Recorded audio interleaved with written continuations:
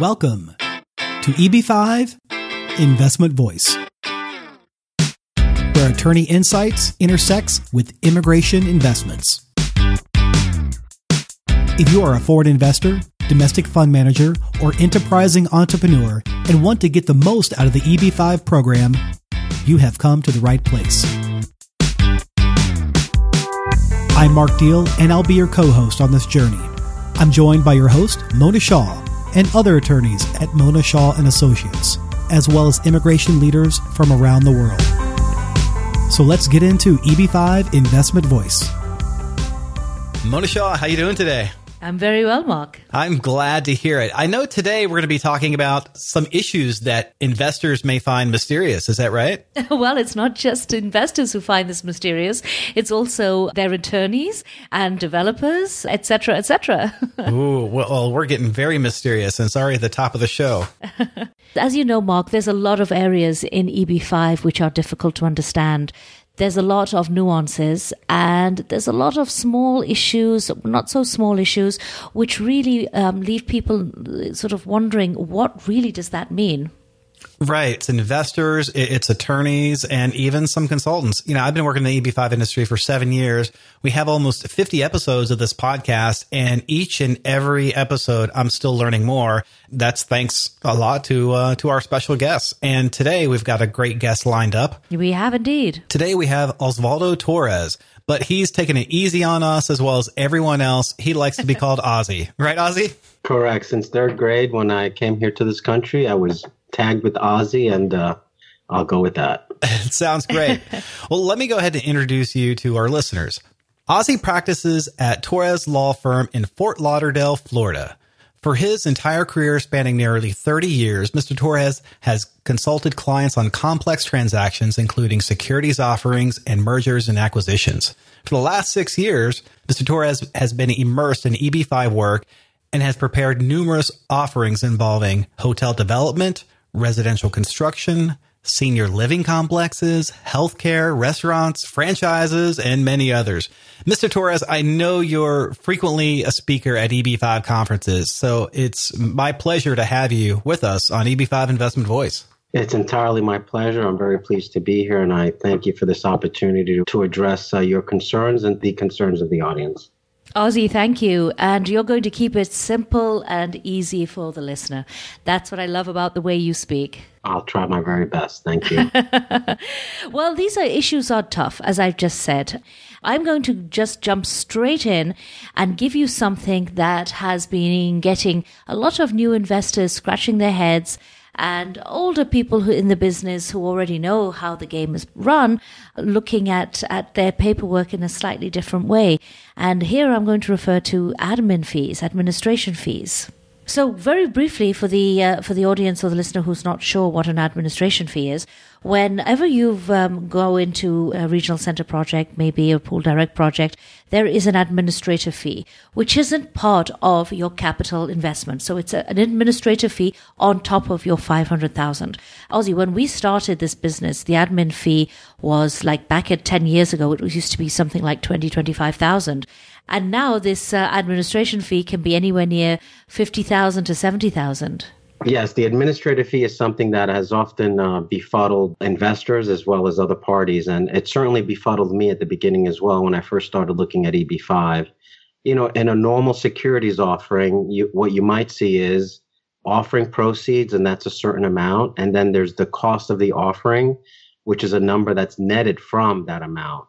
Of course, in EB5, we can't net any amount off the capital investment. Right. Because as we know, that $500,000 or $1 million, depending on whether it's in a targeted employment area or not, that $500,000 capital investment has to be at all times at risk. And so therefore, the entire amount has to be put to create jobs, and we cannot deduct any expenses off of that amount. As a result, most projects, just about every EB5 project, has a component for an administrative fee, which is used to defray certain costs. But Ozzie, what happens if the project use administration fee as part of the operating capital within the project? That's allowed, right? So the administrative fee, usually, obviously, it's detailed as to what it's going to be used for. So that fee, as a general matter, we state is for defraying offering expenses and other expenses relating to the offering. It can be used for operational expenses as well if any is left over. Right. Well, at the end of the day, right now, I think most people in the industry look at admin fees as a way to pay commissions. That is correct. And that's where a lot of people get into trouble, both in security violations and using it in other ways too, right? Well, it is completely common for that administrative fee. And again, going back to the notion of an offering and having offering expenses, commissions would be an offering expense that usually would be netted from the offering proceeds. But here, as we just stated, we cannot do that. In fact, administrative fees are often used to pay agents, their commissions or finder's fees. Okay, so here we have a real estate broker comes by and the real estate broker says, look, Ozzie, I've got this regional center and I've got them three of my clients who are buying property. They also want to do EB5. I know they're paying more than $500,000. In fact, they're paying $570,000 to this regional center. I want some of that $70,000 as my finder's fee because I'm allowed that in real estate. I get my commission in real estate. What's wrong here? Well, that's a beautiful thing for a broker to be able to get a commission in real estate, and that's what they're licensed to do. But in this world of securities law and EB5 offerings and regular offerings, only those persons that are licensed as broker-dealers are permitted to get commissions. So real estate brokers cannot be paid a commission. Well, if that happens and there's no commission and this real estate broker is saying, look, these are my friends too, and if you're not going to give me commission, then I'm going to tell my colleague about this or I'm going to tell the investor about this, and the investor is going to ask for the administration fee to be reduced. Is that possible? We have to always remember that an offering has to be uniform. So it is not proper to charge one person one fee and not the other investor the same fee. It does present issues of irregularity. Yeah, but Ozzie, on a practical basis, though, it is done. It is done, although I would prefer that the offering documents at least disclose the possibility that we could enter into side letters or that we have the right to modify the amount of the administrative fee. Let's remember, this is really all about disclosure, and we have to be sure that if we're going to do something that's aberrational, that at least we provide some disclosure regarding that possibility. So if somebody comes into a project and they don't have an agent, they can request that the administration fee be lowered? I think that, again, I would probably answer it the same way. I would want to make sure that my offering documents provide for that flexibility, and right. Especially the operating agreement. Right. So going back to the admin fee, why is there such a discrepancy in your opinion as to, why do some regional centers say take it just as 10% at 50,000 and some at 65 and some at 70? There seems to be no real sort of uniformity of an admin fee. So I do agree that back several years ago, the administrative fee seemed to be lower. I think what drives the amount of that administrative fee these days is essentially what migration agents are demanding. And most of the time, especially if they want to front load their fees, they're asking for the entire administrative fee or more, obviously. Right. The or more is definitely there. Yes. So if a broker gets paid all of the administrative fee, does the investor know about that? Or does the investor find out about how much the broker gets paid? That's a very good question. Yeah, we all know the answer to it too. Yes. And we could say in the beginning, in these offering documents, I'm talking 5 or 6 years going back here. Which is just a lifetime in EB5. We're neophytes, it was like in the embryonic stages. First of all, some people thought it wasn't a security, which, right. That's been dispelled. But we have to remember, so back in the beginning, a few people really focused on disclosing what that commissions were being paid or what that fee was being used for. But we should all obviously know that the securities laws require that the payment of commissions and the amount of that commission should be disclosed because it is most likely a material item. Now, let's think about that for a second, because my experience has been that when you're dealing with an agent, the last thing they want their investor to know is that the entire administrative fee is going into the agent's pocket. So the fact that they want to make sure that that's not disclosed, I think renders it essentially material. Because what is material to an investor? If an investor's mind would be changed because of some fact that's been omitted or misrepresented, that's the essence of securities fraud. I happen to totally agree with you here, because I feel if an investor knows that their particular broker has been paid, say, $50,000 for introducing them, then they would certainly look at that broker with a different viewpoint, especially if they were asking specific questions about the project and the broker couldn't answer it but kept saying, no, you have to go into this project, it's the best, it's the best, it's the best. Then I do think then it is important that an investor does understand. But I think in today's day and age, a lot of investors do have an idea that, there is a fee paid to his broker. That is correct. And that's because I think the industry has taken a turn for the better. And I think I think that's a good thing. The other thing about that point is that before, they may not have known that the administrative fee was going to the agent, because the agent most likely was charging them a separate fee to begin with. So then when you start doubling up or whatever on the fee, it starts to look like a pretty big number. In any event, another very important point that you raised is about the conflict or the incentive that agent has to close the deal, which we call really the salesman's stake, right? Which is the hallmark of a commission. When a person is trying to sell you something and you don't know that they have an interest in making that sale occur because they're going to get paid money, that's important. And so that's the whole essence of the salesman's stake and commissions, and that's why it's regulated. Right. And I think it's certainly well known in places like China, but I think that now that we're seeing the market move so much in places like India, that it's not as perhaps well known exactly what it's utilized for. And I know a number of regional centers have added a legal fee onto the admin fee. And I'm one of the people who was dead against that, because I believe a legal fee should be paid to the attorney to make that attorney accountable and not really connected with a regional center where there could be a conflict at a later stage. Well, again, generally speaking, the administrative fee has always been used to defray offering expenses and to pay commissions.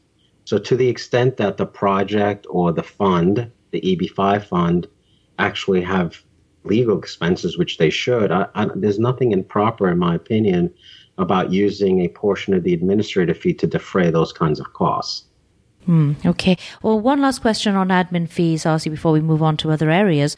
We have a small developer who's raising some money for his own project. Maybe it's just a handful of people. And all of the people give him the administration fee. And he utilizes some of the administration fee for some of the expenses for the project, and some of it he uses it for some personal expenses. Is that allowed, as he's the developer?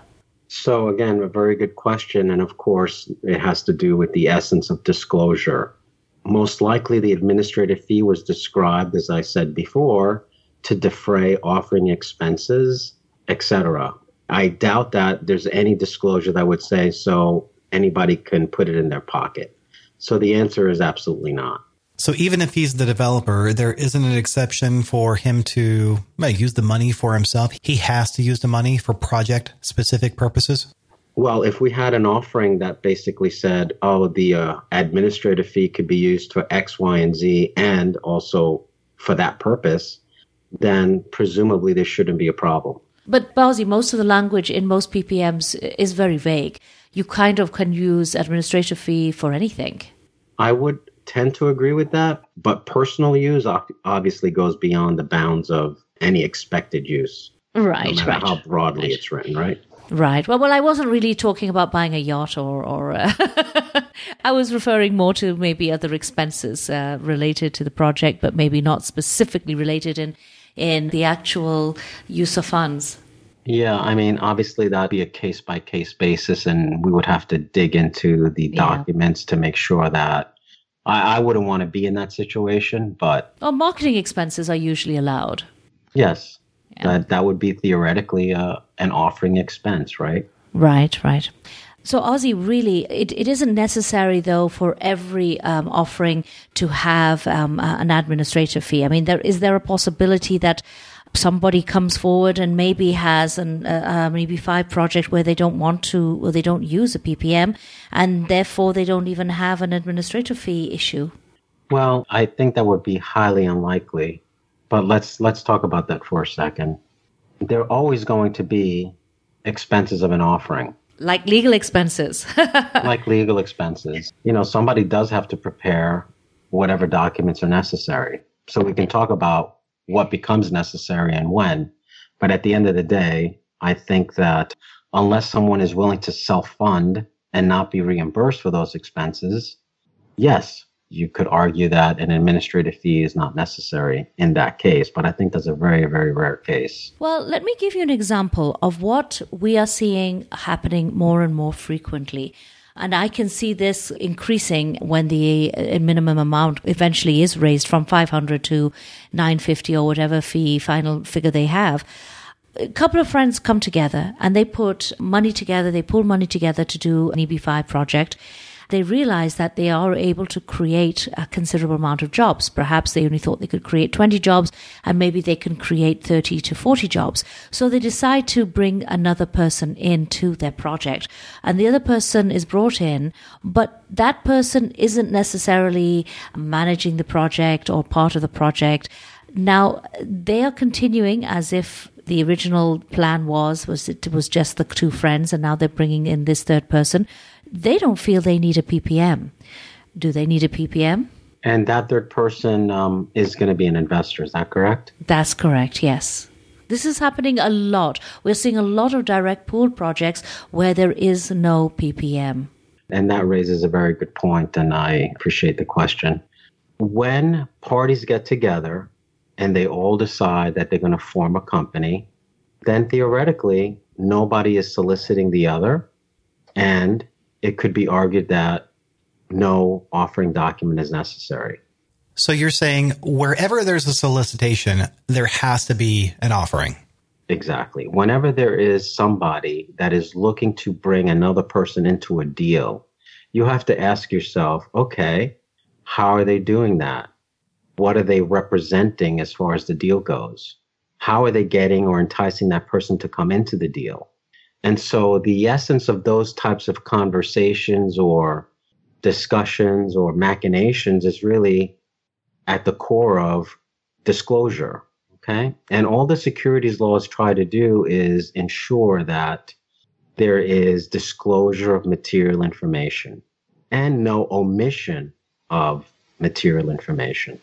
So Right. in your scenario where two people started a deal and then they ask a third party to come in, if I were the founding parties, I would want to rely on a disclosure document that sets forth what the project is, what the expectations are, and that contains the risk factors and all of these other things that we should look at so that someone can make an informed decision, the investment decision. But Ozzie, if people are putting money together and they're counting every penny, then having a disclosure document like that will increase the overall cost of the project. And I think that's one reason why people feel they don't need to have a PPM. Well, sometimes we're penny wise and pound foolish. And, that's unfortunate because, again, if there's a sponsor or promoter that's looking to get people into a deal, it's really that sponsor or promoter that should be concerned about ensuring that they're not exposing themselves to the argument later on that, oh, you told me it was going to be this, or you told me it was going to return 30%, and, that turned out not to be true. So, again, I understand, obviously, the economics of a small deal, but we can work on what an alternative to a full-blown PPM, which is called essentially an access letter under Reg D. And under Reg D, as long as we have accredited investors, we could essentially put together a mini PPM or mini disclosure document, which at least provides some protection Well, that's good to know, and it's good for our listeners to know, because as I say, this is something which we are seeing more and more frequently. But let me ask you something. When would you say categorically you do not need an PPM? I would say that where several people get together and they all form a company and they're founders of that company, I think it could be argued that there's no offering that's taking place. Now, in the EB5 world, I find that almost difficult to imagine, because you're going to need somebody in the States to do something here. So, Ozzie, on the converse, if a PPM is required and a person puts a deal together and they do not have a PPM, what could happen? To answer that question, we need to know what type of investors were being solicited or involved and what kind of offering, if any, really took place. If we have a Reg D offering, as I mentioned, and they're accredited investors, theoretically, no disclosure document needs to be provided. If there was a reliance upon the Reg S exemption, which is the offshore exemption, then we must have a disclosure document.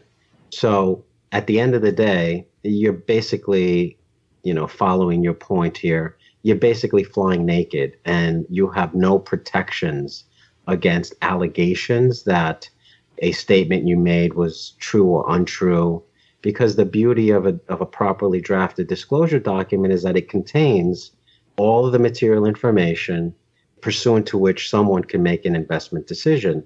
And in a lawsuit, it would be easier to prove that there was reliance upon that PPM, and hopefully it was an adequate document. Right. That PPM can save a developer from a lawsuit. But on a practical note, it is probably also likely that USCIS might reject that petition. I would think that they're used to seeing a disclosure document. That's why I don't recommend that one not be included, even if it's the short form one that I mentioned for smaller deals.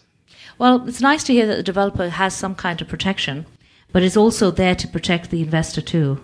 That is correct. I mean, I think that if you're an investor and you're relying upon a document containing everything that's supposed to be in there, and it fails in some measure, then the failure of that disclosure is what is going to give rights to an action by those investors against the project. Well, Ozzie, I appreciate you fully exploring these administration fees with Mona and myself. Let me ask you about this new proposed legislation and some of the protections that are set up, because I know you've mentioned how some of the offering documents and offering memorandas and the private placement memorandums could be flexible, could say that administration fees could be used for this, or maybe they don't. And we've covered a little bit on how they could and could not be used. But what protections do you see coming into place with proposed legislation? Well, as we have seen in many of the proposals for legislative reform, integrity and integrity issues are at the core of some of these legislative proposals.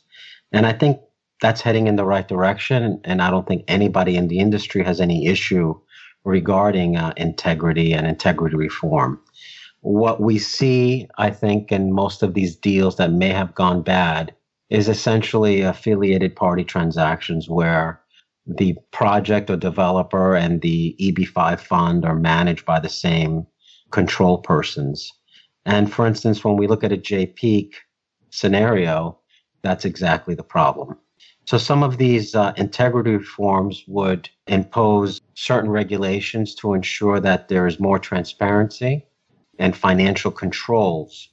As well as offering third-party oversight, I believe, Ozzie, right? Correct. And that's what I mean by the financial controls, where a third party would have to be involved to ensure that the funds were being expended in the manner in which the project describes it. So that's an important element. Now, I think that element is critical where, as I mentioned, you have the same control persons on both sides, essentially the borrower and the lender, if you will, in the EB5 loan model scenario. Where, however, you have sophisticated developer on the other end, and you have an independent regional center or EB5 fund making an arm's length loan or investment into the project, I don't think those kinds of controls are necessary.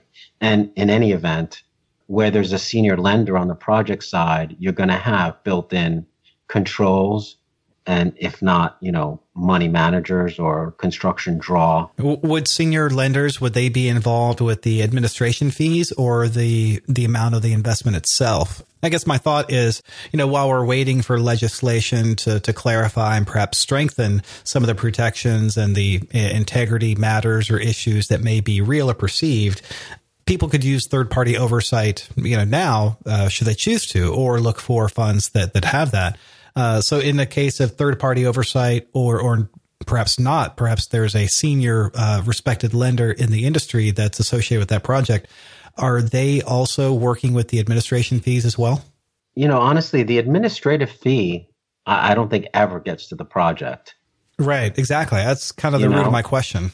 Yeah, so I would argue against that, Ozzie. I think that used to be the case in the olden days when there was a lot more coming out of China, but I think recently with the latest trends, there is an admin fee going into the project. So whether it goes in or out or around or through, who sees it other than obviously the investor that pays it and the project that takes it? Would third-party oversight or senior lender be involved at all with the administration fee? Well, we need to back up a sec. So when I think about the administrative fee is going to go to the fund or the general partner of the fund, or it's otherwise going to go completely to migration agents or otherwise. So when I say the project, I really mean the development, okay? The job creating entity. Generally speaking, the funds that make it over to the job creating entity is the capital, right? That's been raised. Right. And that's usually where we see oversight and the senior lenders involved is with the job creation entity. So correct. It sounds like where you're going is that they would not have oversight over the administration fee or how it's used. The only oversight, if you can call it that, on the administrative fee side is the conditions to escrow and escrow release. And where would an investor look for that? So generally, many of these deals do have an escrow agent or some kind of escrow structure. And the administrative fee, along with the capital contribution, goes to an escrow agent. And then you have conditions to escrow release built into the escrow agreement that is entered into with the escrow agent. Generally speaking, these days you may be looking at a 526 petition filing as a trigger for the release of the administrative fee, as well as the capital contribution, although there may be a holdback generally as to the capital contribution amount. And also, Ozzie, that means that the administrative fee gets paid into escrow if there is an escrow agent, and it doesn't get paid directly to the regional center or the developer. Where there is an escrow, that's usually the case, although I have seen deals where the administrative fee bypasses the escrow as well. Oh, interesting. And goes right into the NCE or the general partner of the NCE. Yes, you're right, Ozzie. Well, thank you very much for coming on the show. I agree, Ozzie. Thank you so much for coming on EB5 Investment Voice. It's my pleasure. Thank you for having me. Thank you for being with us today on EB5 Investment Voice. The topics presented in this podcast is informational in nature and is not to be taken as specific legal advice. If you have questions on the topics presented in this episode or other investment immigration needs, please contact Mona Shah Associates. Mona and her attorney staff can be reached at mshawlaw.com. That's mshawlaw.com. Make sure you don't miss our next episode focusing on a different aspect of the EB5 program by subscribing to the podcast. While you're at it, leave us a rating on iTunes. If you really found this episode valuable, share it with someone else that could benefit from this information. Until then, I'll see you on the next episode of EB5 Investment Voice.